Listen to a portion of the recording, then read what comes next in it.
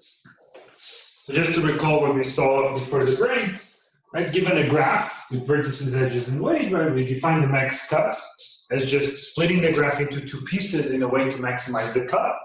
Right? We wrote that in this form, where the maximization was being taken by a vector that could take values plus or minus 1, which corresponds, plus 1 corresponds to being on one side of the partition. Minus 1 corresponds to being on the other.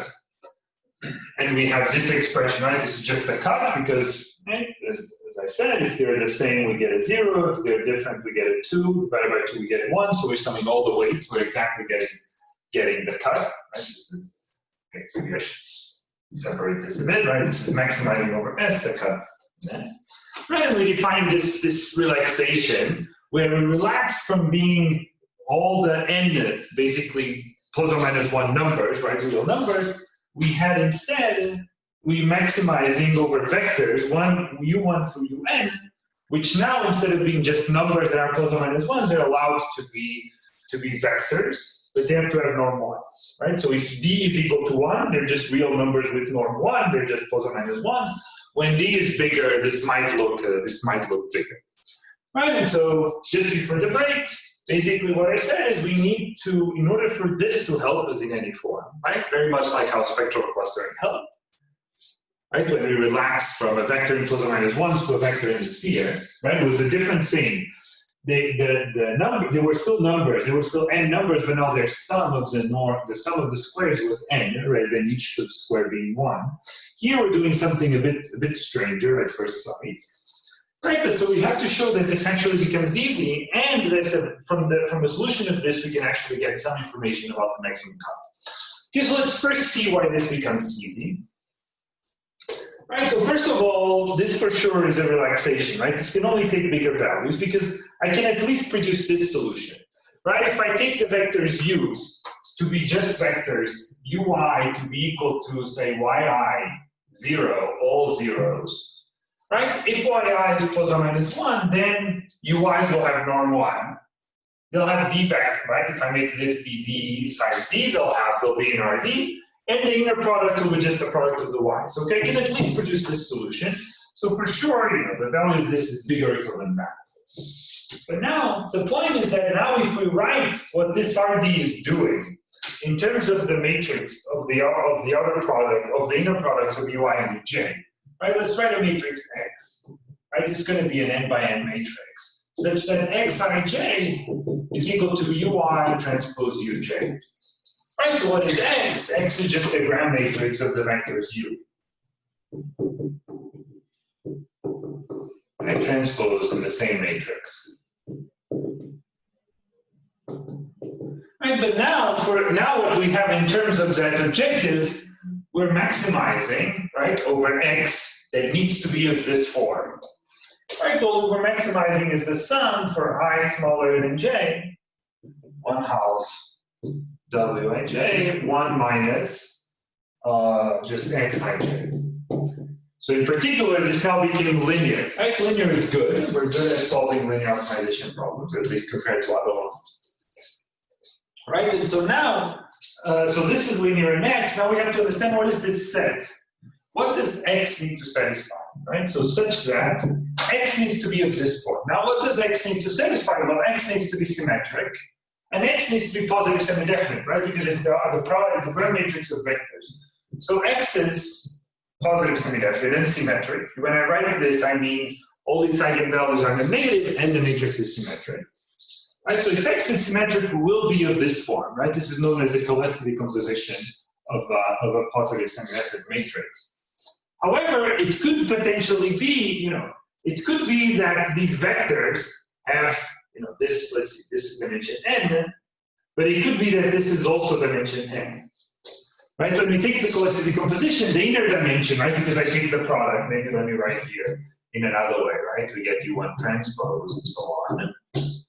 Times U1, and so on, right? So now this dimension, like the inner dimension, so this dimension here, and this one here, right? If they're small, this means the rank of X is small, right? If they're big, I mean, the rank could still be small, but when we take the Koleski decomposition, there's always a decomposition of this type, but it may be that the vectors are actually in Rn.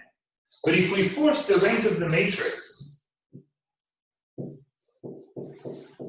to be smaller or equal than D, then for sure it needs to be of this form, right? We need to be able to find a decomposition, and the decomposition will have an inner dimension of just size D. But we have another constraint, right? We know that the norms are 1. But the norms, we can see them on the diagonal of x, because xii is just the norm of ui squared. So we also have this constraint that xii equals to 1 for all y. Okay, so rd of g is actually equivalent to this. But now, now comes the interesting thing. So, okay, there's a few things that we get from here. One is right away that if we replace this by 1, we just get the original problem, right? So we can write the original problem in a linear way, but it has this weird rank constraint. Now it turns out, right, this is linear. This is a convex constraint, right? If I have two matrices and I take their average or their convex linear combination, if both of them are positive semi-definite, their average is also positive semi-definite. That's not that hard to see. Then this constraint is linear. So actually this problem becomes easy as long as the rank constraint isn't here. Right, so if we're allowed to drop the rank constraint, it turns out that this problem is what's so-called a semi-definite program, and we have algorithms to solve it, polynomial algorithms to solve it to arbitrary precision. Moreover, because this is an n by n matrix, asking that the rank is smaller than n is asking nothing, right? Because if it's an n by n matrix, the rank can never be bigger than n. So this means that if I take R, n of G, this is exactly the same thing as just doing max over x positive semi-definite, and xii being 1 for all I, and this linear function.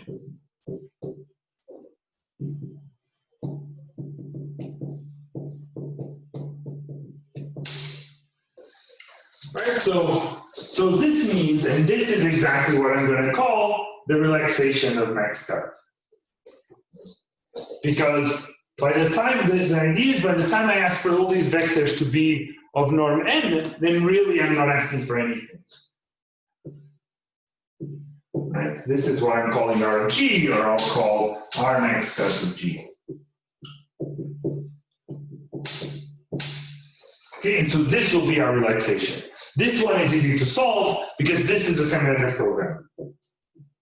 It's an STP. And in STPs, we can solve them up to arbitrary precision.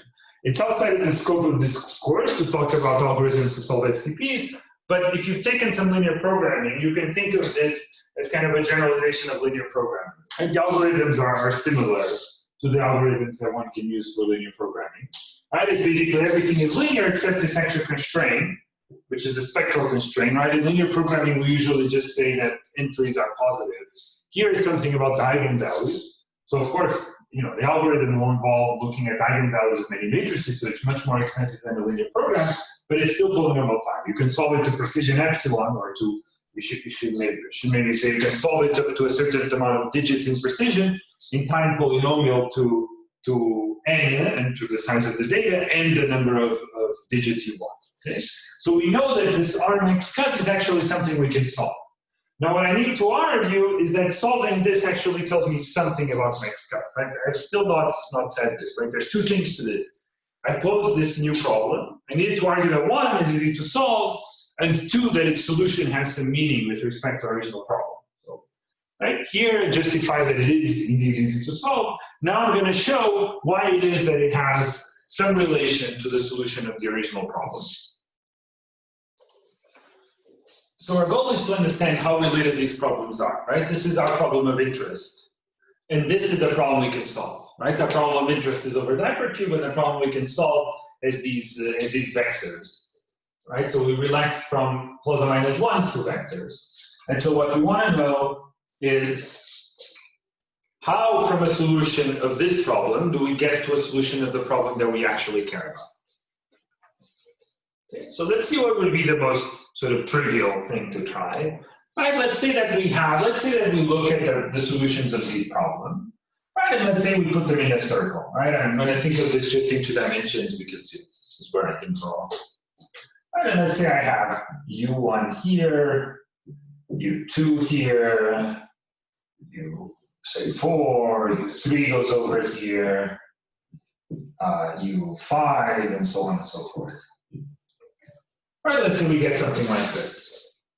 Right, if they had all been in the same line, right, if they had all been, say, exactly in this line, so all of them exactly, these ones all exact here, these ones all exactly here, then it's easy, right? Because effectively, we can call these the plus ones and these the minus ones, and then the inner products look just like the products of those numbers. Right, so that we don't quite have that, but it would make a lot of sense to just group these guys and call these plus 1, and group these and call these minus 1. Right, so now we can think of giving a solution of the UIs on the sphere, we're just clustering them in two different things. Right, that's really what we're trying to do. And now, sure, the value isn't quite the same, because this inner product between, say, this vector and this vector isn't going to be exactly minus 1, but it's close enough. And then maybe we can make a term-by-term comparison between what's happening. Now, how are we going to decide how to cluster them? All right, so it turns out we're going to do the most naive thing possible. We're just going to take them at random. Right? We're just going to draw a partition at random. And we're going to say, going through the center, what's to one side is plus 1, what's to the other side is minus 1. Okay? So why is that a good idea? Well, I mean, for once, if they are actually all of these close to each other and all of these close to each other, then most lines will actually split them quite well. Also, the nice thing is that if this is random, then we can actually analyze what happens to each pair sort of separately, right? And we can use the linearity, we're going to be able to use linearity of expectation to actually understand, on average, what's the value of now making this so-called rounded. Right, so let's make this a bit more precise. Right, so we have this line, and we say to one side of the line we call plus 1, to the other side we call minus 1. This is the same thing as just having a normal vector. Let's see what we call this. Maybe I should use another color. Right, let's call this the normal vector, say R, and say if you have a positive inner product with R, then you get assigned say plus 1.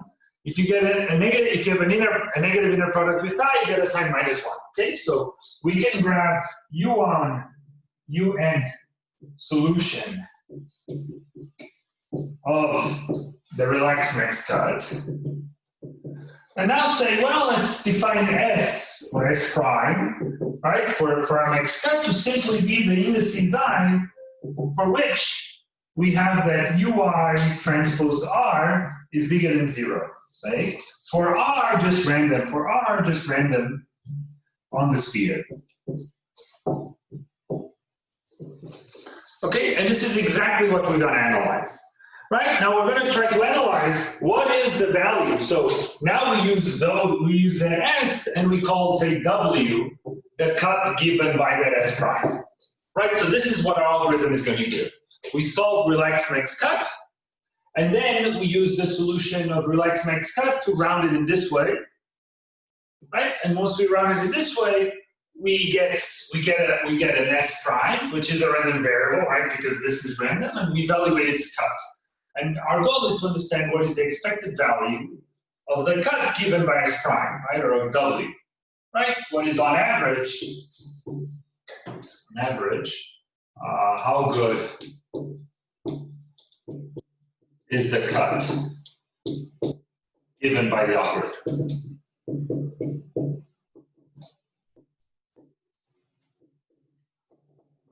And this was exactly the algorithm proposed and analyzed by Michel Goumans and David Williamson back in '95, and it's a very, very nice idea that has had a lot of impact in data analysis and algorithms for learning in networks and so on, as we'll see in community detection in next week. So, okay, so now we want to understand on average what's happening here. So let's try to understand what happens. What is the probability that two things get on the same side, right? We're going to need that to compute the probabilities, because, right, what is the expected value of, right, what is the expected value of W? Well, the expected value of W is simply the sum, right? It's the expected value, I mean, we can move it, right? The expected value of the sum for I smaller than J of Wij times the indicator of the edge ij gets cut. Right? It's counting on average how many edges get cut. But now expectation can go inside the sum, right? Even if these things aren't independent, right? That's the sort of the magic of linearity of expectation. And the expected value of the indicator is simply the probability. So this is just the sum, I smaller than j, wij, of the probability that this edge gets cut. Right? So it's the probability that the sign of r of ui transpose r being different than the sign of uj transpose r. Right? So we reduce our problem to understanding what happens in just one edge, right? And then we're going to sum over all of them and so on. And so now we have to understand what this probability is. But for that, we can just draw a picture. Okay, so let's go back here and draw a picture. Okay, so let's say that we have, right, our circle, and we have ui and uj.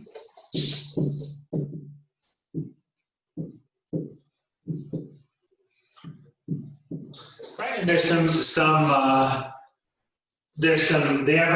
some angle theta. Right, so now what's the probability that the line, right, that we separate the sphere in two and we cut exactly ui from uj, that they get on different sides of this partition? Well, that happens if and only if, right? Let's take the guy that's orthogonal to ui. And the one that's orthogonal to uj, the one that's orthogonal to ui, right? So I'm drawing here the vector that's orthogonal to uj, the one that's orthogonal to ui, so this is also theta, and this is also theta. And basically they're cut, essentially, if and only if the r lands exactly here. Right? If the vector r lands, say, here, right, then the normal of r will land in between ui and uj, and the same thing over here. Right? Even though, of course, there's many vectors in many dimensions, what's happening with just respect to ui and uj can be completely described by just the 2 dimensions. Right? What r is doing in the other dimensions doesn't matter. And so what's the probability, right? What's the probability of seeing ij getting cut? Right? The probability is just 2 theta over 2 pi. Right? The probability is just equal to 2 theta because it can land here and here divided by the entire, right? The entire possibility of angles, which is 2 pi. Right? So this means that this is just theta over pi, but what is theta? Theta is just the arc cosine of the inner product, right? We need to write it in terms of the inner product because that's how it's described here. So this is just equal to 1 over pi times the arc cosine of ui transpose uj. Okay, so what we have over there, right, now we start having something that looks more like, like an expression we can understand. This is just the sum, I smaller than j, wij, arc cosine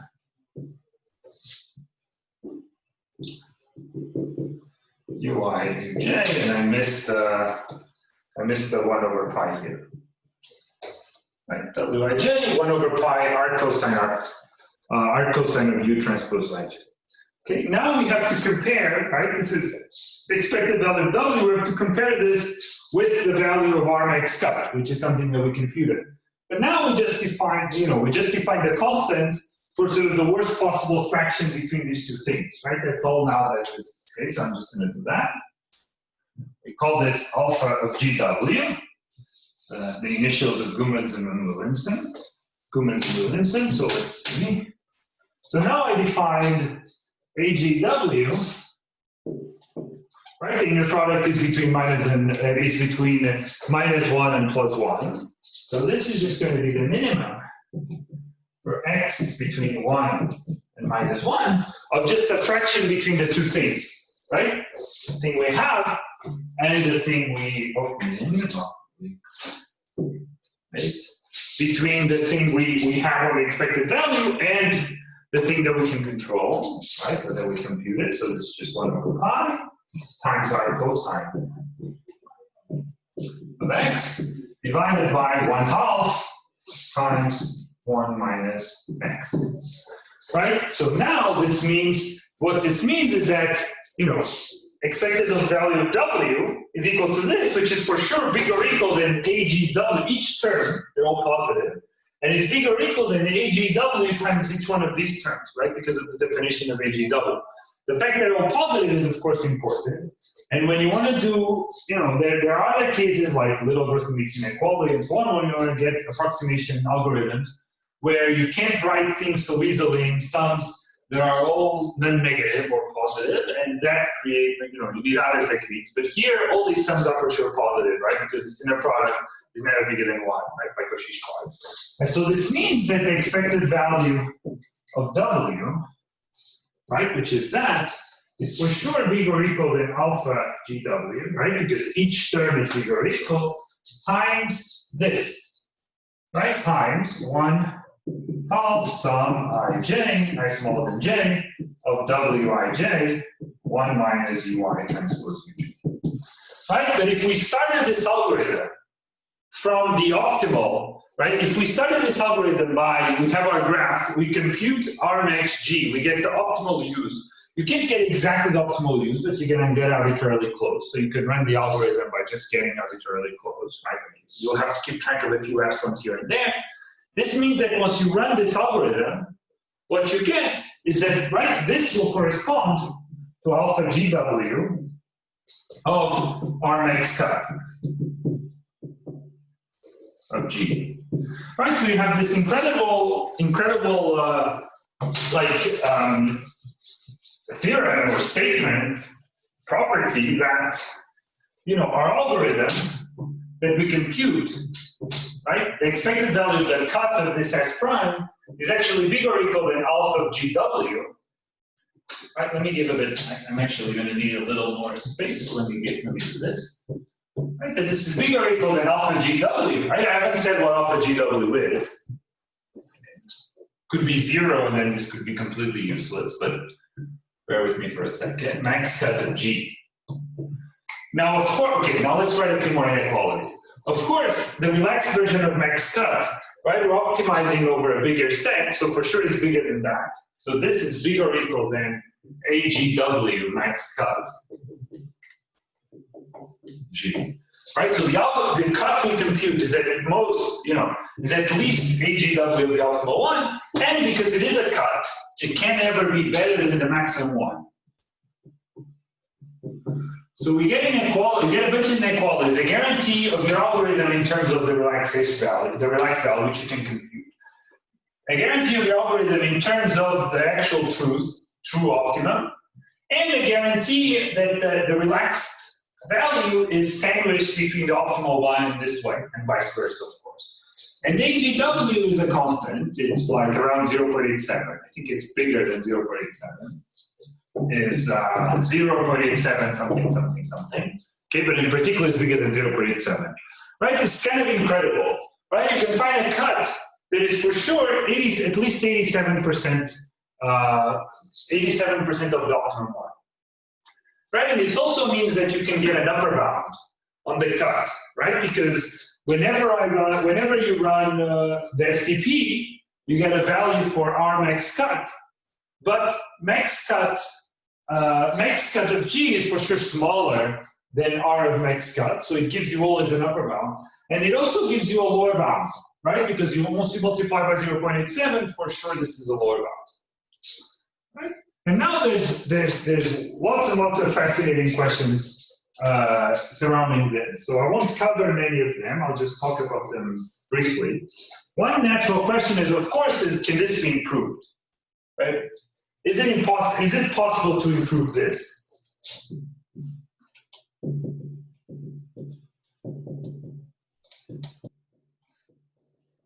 Is there any polynomial time algorithm that gives an approximation better than 0.87?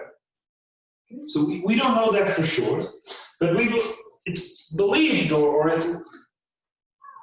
we have reasons to believe, I should say, I mean, maybe it's a bit weaker than saying we believe, that this is unimprovable. So there is a theorem that says that provided that a certain conjecture called the unique Ames conjecture is true, then this is unimprovable. And in fact, it's a very general statement that sort of, for many problems of this type, this strategy of taking STP is optimal in a certain sense. The unique Ames conjecture is the conjecture that approximating a certain specific problem on a graph is NP-hard. We don't know, I mean, we don't have a proof for the conjecture, although a big progress was done in the last maybe couple of years, but we don't quite have a proof yet. This is a conjecture of Subhash Kant, maybe from like 10, 15 years ago. And it's a very, very important conjecture because it allows you to argue about hardness of approximation, about hardness of approximating better than certain amounts. And if you believe that conjecture, which you can see, I'll put it in the lecture notes. If you believe that conjecture, then indeed this is unimprovable, right? But we actually, you know, there's even a strategy a potential strategy for improving this. Right, one strategy is through the so-called sum of squares hierarchy, which I'll mention in a second. The sum of squares hierarchy is sort of a hierarchy of algorithms, right? And I won't really describe what this hierarchy is, but I'll try to give intuition for it by giving sort of a sum of squares interpretation of this. Okay? But we'll see that in a second.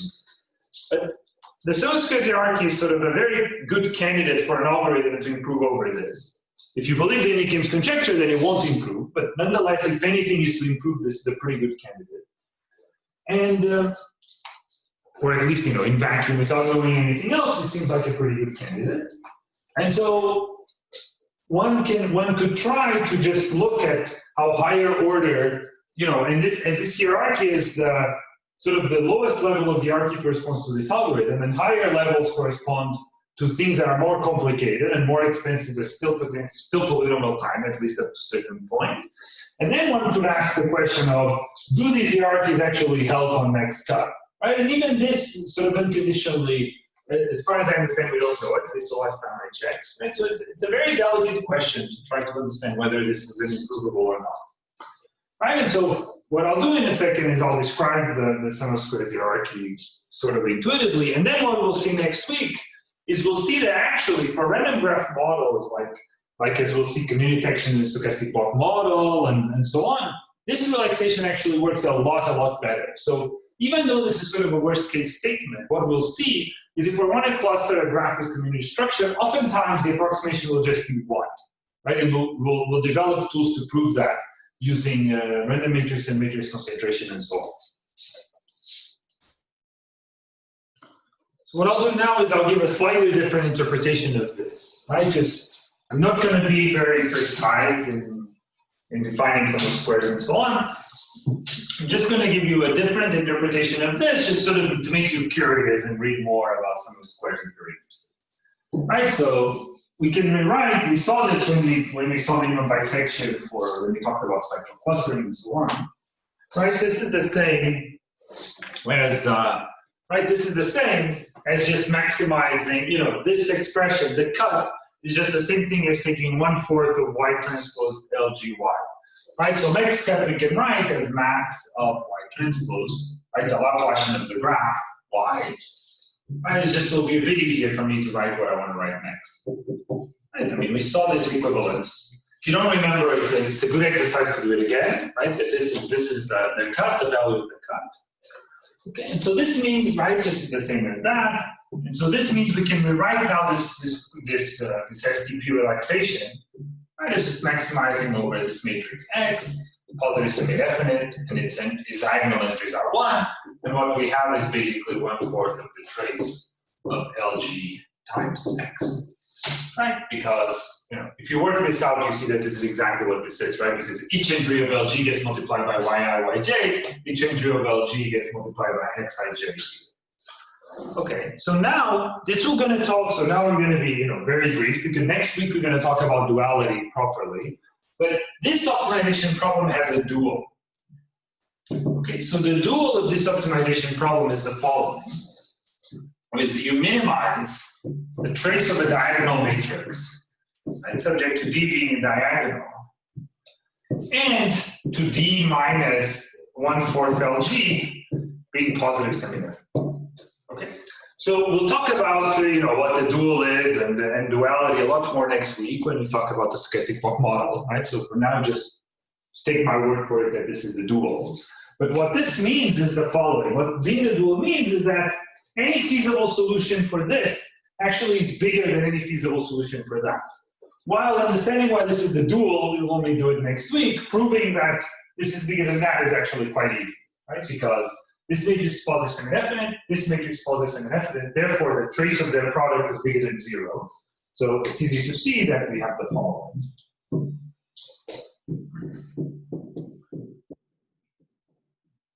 Right? This is for sure bigger than 0, right? Because this is a positive semi-definite matrix. Times another positive semi-definite matrix, the trace is positive, right? I mean, one way you can just write the spectral decomposition of either of them, right? You get some sum of lambda I, vi, vi transpose, and the vi, vi transpose, the vi can come this way, you get something like sum lambda I, vi transpose x, vi. All those terms are positive, all the lambdas are positive because this is positive semi-definite, and then you get what you need. Now let's see what this is. Well, what we have here is that we have trace of xt, but these diagonals, so we only see the diagonal elements of x, but the diagonal elements of x are whole ones, right? So all you see is the trace of d. Okay, I'm being a bit fast here, but next week we'll see this done a lot more carefully. Minus 1/4 trace of x lg. Okay, so here I wrote lgx, right? Same thing. Okay, so what we're seeing here is that, right? Because the trace is cyclic, I can change the order as long as I do it cyclically. So when there's only two things, nothing changes, right? So if this is bigger than 0, then for sure this is bigger than that. So this is bigger than that. Okay. Now there's something else that again we'll only talk about next week, which is strong duality. So strong duality tells you that in some cases, including in this one, there exists some special D. Let's call it D natural. There exists a special D natural, such that the value of the dual is actually corresponds exactly to the optimal value here. So there is D natural, satisfying these conditions such that the trace of the natural, right, the value of the program is actually equal to the optimum, right, is equal to R max. Okay, why this D natural exists, I will not explain, I'll talk a bit more next week, but let's say, okay, believe me that such a thing exists. Now let's see what do we get from the existence of such an object. Okay. Right, so now something something interesting is going to happen. Okay, so let me do it here. Right, okay, remember this is a number, right? R max cut G is just a number, right? So let me write an equation, and then we'll see why the equation is true. Right, but why be a vector? Okay, I'm just going to write an equation of.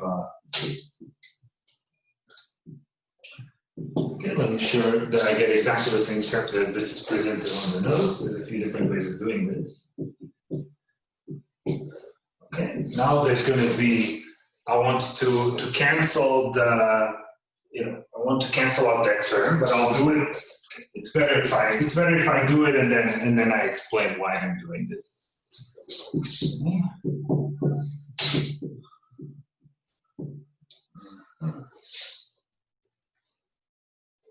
I'm just going to a bit more room.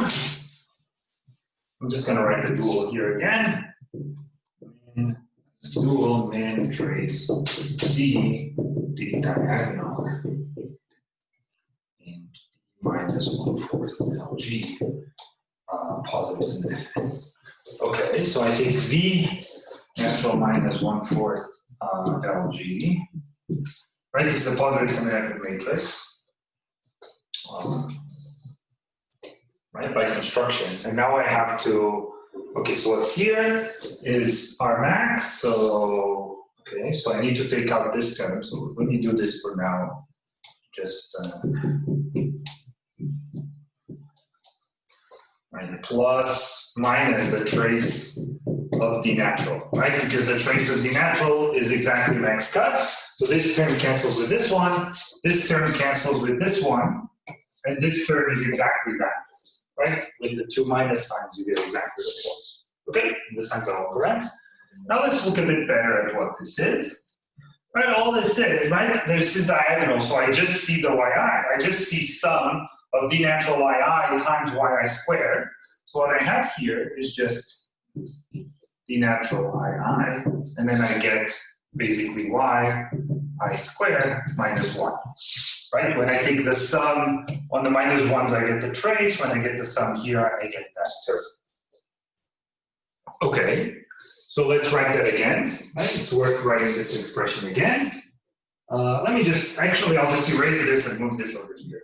Right? This way I have it. Okay? It's exactly the same thing. D yi squared minus 1. Okay, now this is an inequality of polynomials. Right? This is just always true. But this becomes also, I argue, right? So let's see, this becomes also a proof. I also am producing a proof that the value of max cut is smaller than this number R max cut. Because if we replace by y with a vector of plus or minus 1, we get, this is a candidate solution for max cut, is equal to R max cut minus something that's positive because this matrix is positive semi-definite, plus something that's 0, because this would be 0, right? But in fact, we can even think about this in sort of a sum of squares way, which I think will be easier to think about, which is that, because this is positive semi-definite, right? Because this matrix is positive semi-definite, I can always write it as in its Coulomb decomposition, right? I can write this as in V transpose. Right, because it's positive semi-definite. So what this means actually is that if I do it that way, and if I think of, then if I do it that way, the value of this is nothing but just taking V transpose Y squared, the norm squared, right? Because I get Y transpose V times V transpose Y is just V transpose Y times its transpose, right? And so I get exactly this. Okay, and what is this? This is just the sum. Okay, now this might be confusing, but bear with me, and hopefully this will make you curious to look into some of the squares. Okay, so what this means is that what I'm getting from here is that there exists some vectors vi, right? Let me use the letter J because I was the nodes, such that the following holds. R max cut minus this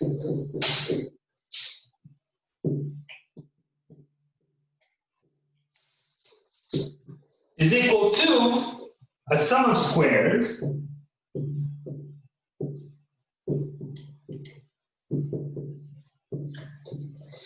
plus a term that's 0 in the hypercube. Right? Yeah.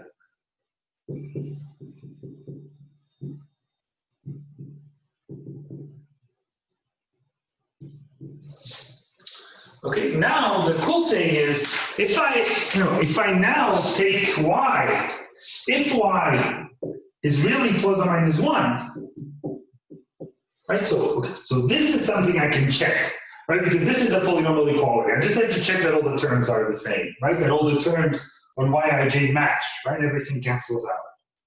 Now here, once I replace by plus or minus 1, I just get that this value is equal to a sum of squares because this becomes 0.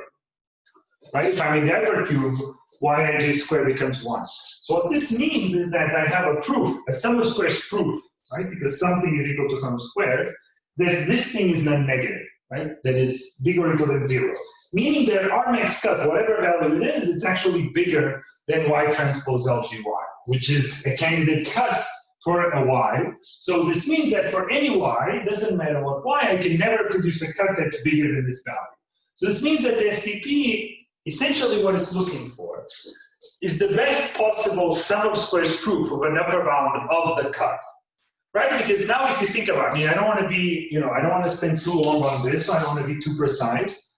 But if you think about what happened here, what was important is this matrix was positive semi-definite. So if we started looking for the smallest possible number that we could write here that we could still make this argument work, essentially what we would ask is for the smallest possible number here such that this object is positive semi-definite and something else happens. It would essentially look like this dual, which is a semi-definite program.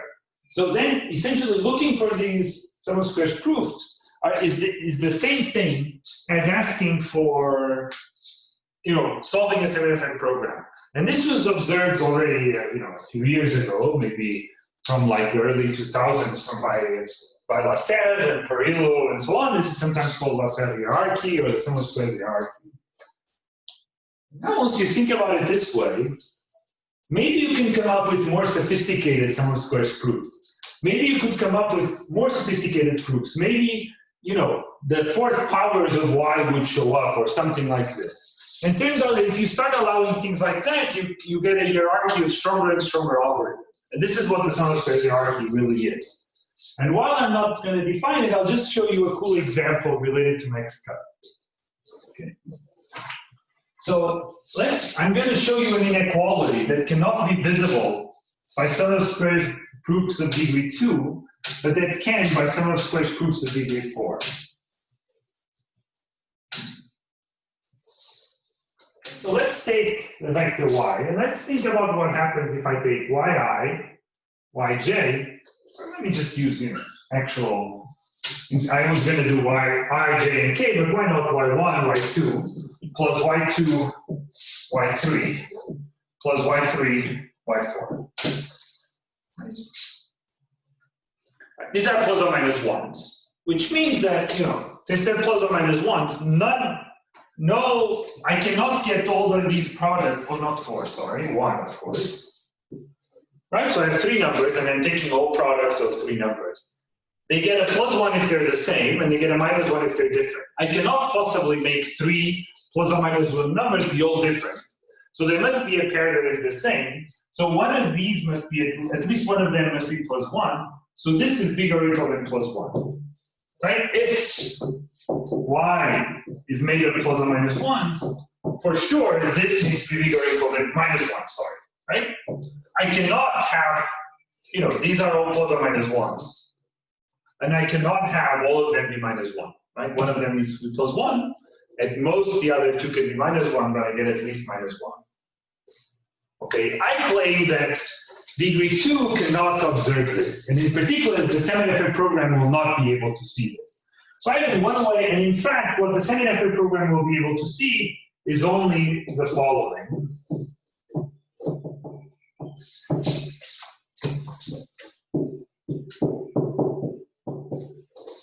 Can only see that it's bigger or equal than minus 3 halves. Right, and this, this might seem ridiculous because if they're integers, of course, if they're smaller or equal than, bigger or equal than minus 3 halves, they need to be bigger or equal than minus 1. But the SCP won't be able to see this, right? If I think in terms of vectors, right? If I think in terms of the Gram matrix, I just need, okay, let's think about it in terms of vectors first. I just need to set y1, y2, and y3, or u1, u2, u3, to be vectors at an angle of 120 degrees from each other.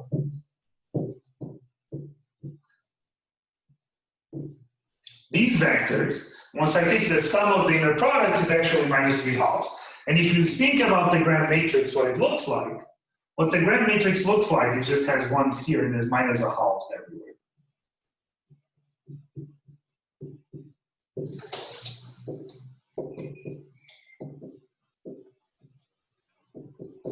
And this matrix is positive semi-definite.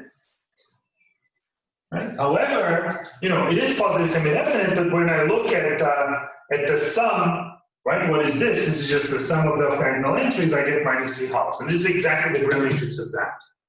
Right? So I claim that, degree 2, or the STP cannot see this inequality, and degree 2 sum of squares proof cannot prove it. So let's see what they can prove. Let me show you another way of thinking of sum of squares proofs. Right? So here's the proof.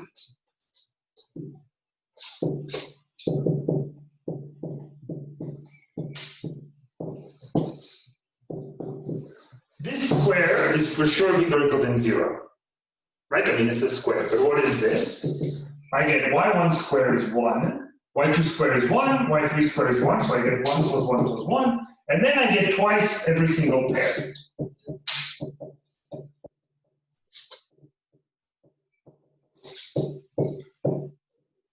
Right, but what is this? What does this give me? This gives me exactly that this object is bigger or equal than minus 3 halves. Right, because the minus 3 would go to the other side. Right, so I get exactly the proof. That, and this tells me, well, okay, it's not obvious yet, just because of duality and so on, this will be a bit more obvious next week. It tells me that the SCP will see this inequality. However, if I'm allowed to go to degree 4, I can actually prove that they're bigger than minus 1. Okay, so let me show you that. The degree 4 proves that they're bigger or equal than minus 1. This is the niche trick.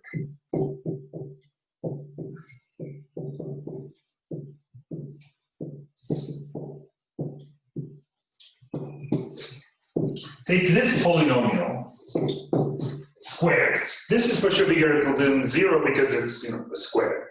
Now, this polynomial now has degree 4, right? Because it's degree 2 and I take the square.